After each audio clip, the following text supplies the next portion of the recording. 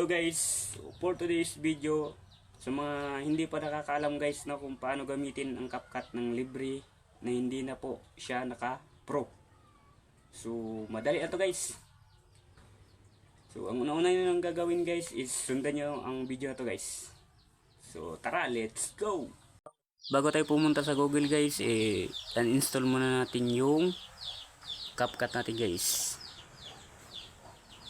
Yan, install muna natin yan guys para makita nyo guys. So yan guys, uninstall na natin guys. Naka-uninstall na. So punta tayo guys sa Google. Tapos i-click nyo yung CapCut Video Editor Old Version EPK. Yan guys, ito CapCut Video Editor Old Version EPK. Yan yung i-download nyo guys. Tapos scroll down kayo guys. Yan, may nakita kayo dyan guys. Hanapin natin yung 11.9.0 guys. Tapos wala dyan, so click natin yung show more.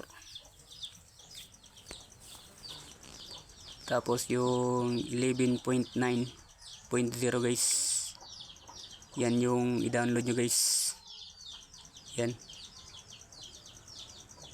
Tapos i-X natin yan guys.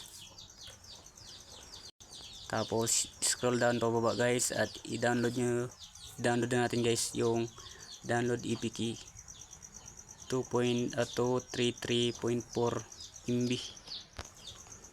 Download nyo yan guys, yung sa gilid guys. Sa gilid yung ano nyo guys. So, yan na guys, download na natin guys.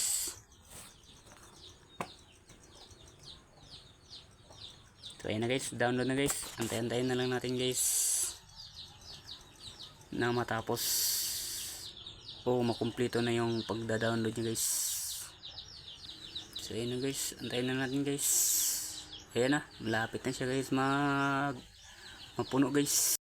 So ayan na guys, napuno na guys. So i-install na natin yan guys. Hanapin natin sa files, sa apps, tapos app install files EPK.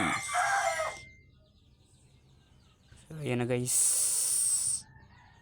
i-install na natin yan guys. Install. So click natin yung open guys para mapunta tayo sa CapCut na dinownload natin guys. Agree and continue tayo guys.